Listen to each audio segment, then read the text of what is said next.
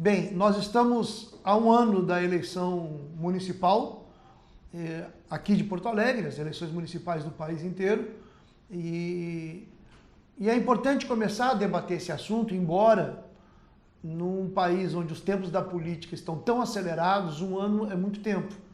Não só pela aceleração dos tempos da política, pelas mudanças muito rápidas que nós temos presenciado, mas também porque o dia a dia das pessoas está muito difícil. A sobrevivência diária do nosso povo está muito difícil, com problemas de todo tipo, na economia, na dificuldade com a saúde, com a educação. O povo brasileiro está sofrendo muito. E as eleições municipais, elas têm uma característica de... Elas são parte da luta política. Elas não resolvem os problemas nacionais, e os problemas que nós temos são problemas nacionais, com um governo autoritário e neoliberal como o governo Bolsonaro, provocando um verdadeiro estrago no país, não só pelo desemprego, pelo arroxo salarial, pelo ataque aos serviços públicos, pela crise ecológica, mas também porque nós temos um governo que tenta preparar as condições para que a política se transforme, ou seja, para que a burguesia assuma uma política, para que o Estado brasileiro assuma uma forma de um Estado mais opressor, de um Estado cujas liberdades democráticas sejam reduzidas brutalmente. O Bolsonaro tem essa estratégia, uma estratégia de extrema-direita, e as eleições municipais, embora elas não resolvam a questão nacional, elas vão fazer parte dessa disputa. Qual seja a disputa para afirmar direitos, para afirmar interesses da classe trabalhadora, da juventude, do povo pobre, para afirmar os direitos ou para fortalecer a perspectiva autoritária e neoliberal. Nesse sentido, a eleição municipal vai ter um componente de disputa nacional, não é simplesmente uma disputa local. Ela vai ajudar a definir a relação de forças entre as classes sociais e entre os projetos políticos das classes sociais. E do nosso ponto de vista, e essa é uma primeira discussão que nós, como PSOL, temos desenvolvido, fazer das eleições municipais um momento de derrota do projeto autoritário e neoliberal do Bolsonaro é muito importante. E, portanto, assim, que mesmo nós ainda estando de uma certa forma longe da eleição, um ano é bastante tempo, é preciso já começar a debater esse assunto. E nós estamos fazendo isso, nós como PSOL estamos fazendo isso.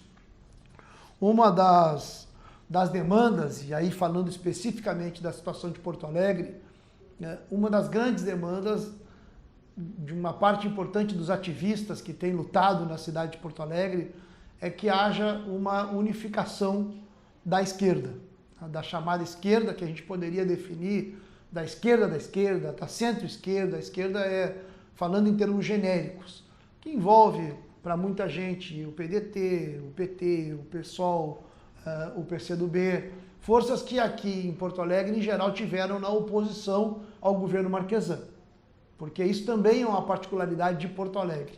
Além de ter a necessidade de fazer da eleição um momento de luta contra o projeto do Bolsonaro, a eleição em Porto Alegre ela também tem a necessidade de derrotar o projeto do governo atual, porque o prefeito Marquesan, embora não seja um político que reproduz a mesma ideologia do autoritarismo do Bolsonaro, dessa reivindicação da ditadura militar, da extrema-direita, do fascismo, que é o que o presidente Bolsonaro representa, o Marquesan tem um projeto também autoritário, de qualidade diferente, não tão ruim quanto o do Bolsonaro, porque não é um projeto de supressão das liberdades democráticas, mas é também um projeto autoritário que busca impor o plano neoliberal na cidade de Porto Alegre. E a imposição desse plano se dá de diversas formas.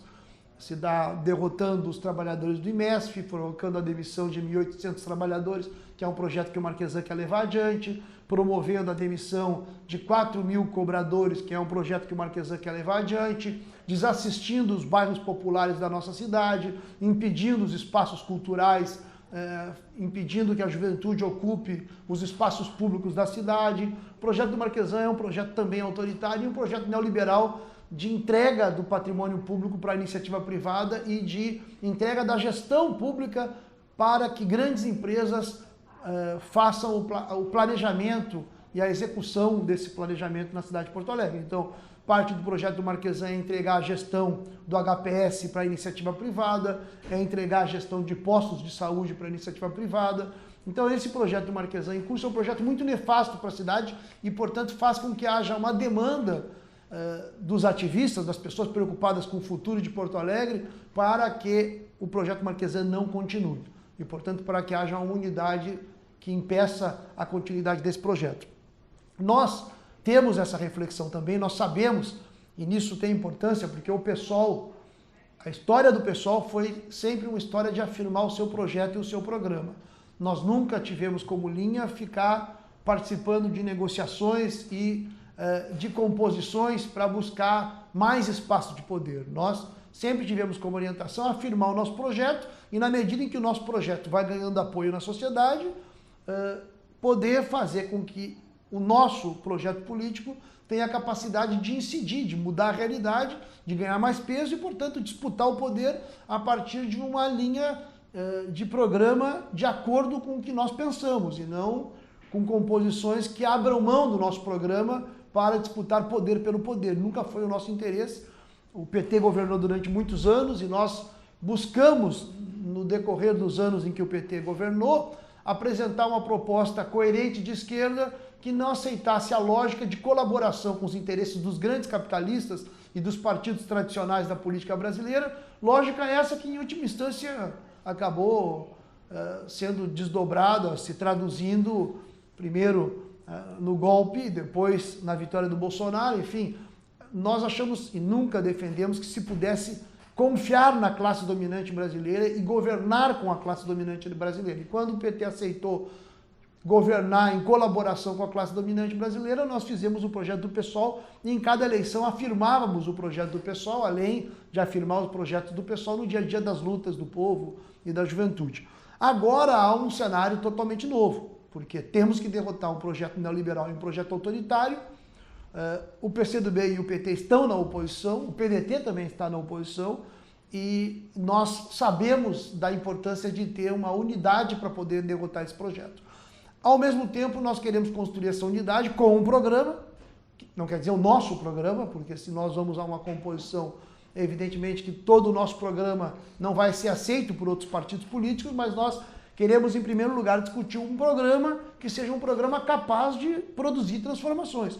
Porque também ganhar por ganhar não faz sentido. É preciso lutar para ter a vitória, é preciso lutar para impedir a direita de vencer a eleição em Porto Alegre, mas ao mesmo tempo é preciso tentar fazer com que, caso uma chapa de esquerda, no sentido genérico da palavra, vença a eleição, de fato, essa chapa vitoriosa produza transformações que não levem à frustração das pessoas, porque nós sabemos que mais frustrações já vão ser insuportáveis, porque o povo brasileiro tem sofrido muita decepção e nós não queremos decepcionar o povo brasileiro e nem o povo de Porto Alegre.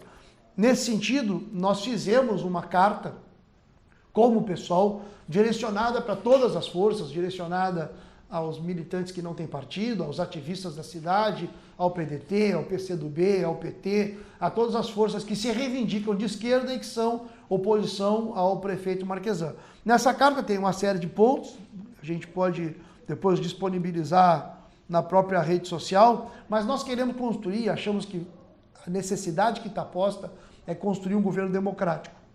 E um governo com uma característica de combate aos privilégios, de combate à corrupção, de defesa dos serviços públicos, dos servidores públicos. Portanto, que se comprometa não só em não atrasar salários, mas que se comprometa em abrir um diálogo permanente com os servidores, que se comprometa a ter um combate feroz aos privilégios e à corrupção. Isso tem elementos simbólicos importantes, como, por exemplo, os secretários não receberem altos salários, os secretários terem um nível salarial mais ou menos correspondente aos salários dos professores do município. Enfim, nós temos uma plataforma programática democrática de mobilização popular que nós queremos discutir com todos os partidos e com todos os ativistas. Além de um debate programático, para nós é muito importante como se constrói essa unidade. E isso nós temos ficado muito preocupados, porque nós fizemos uma proposta de construção da unidade em maio desse ano. Nós estamos já em outubro, chegando em novembro, sem que ainda nós tenhamos tido uma resposta oficial a uma demanda, a um pleito, a uma proposta que nós apresentamos, que foi a proposta de primárias, de prévias. Quem acompanha a política internacional sabe que nos Estados Unidos, por exemplo, o Partido Democrata realiza prévias para escolher os seus candidatos.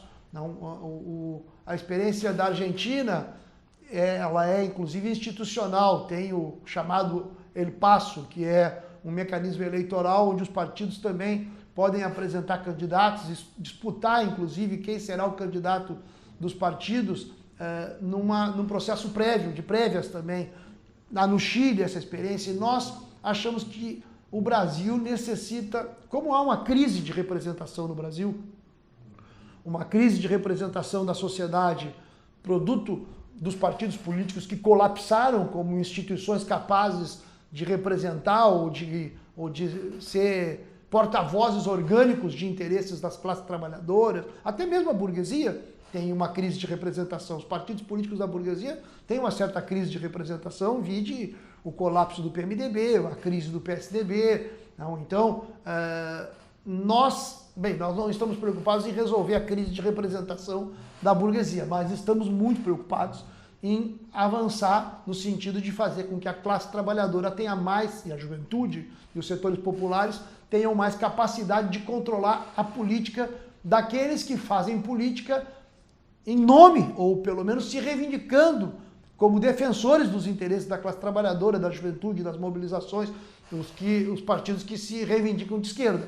E nós queremos que haja uma participação maior do povo trabalhador nas decisões desses partidos, e do nosso partido em particular, e que participe das escolhas que nós vamos fazer ao longo dos próximos anos.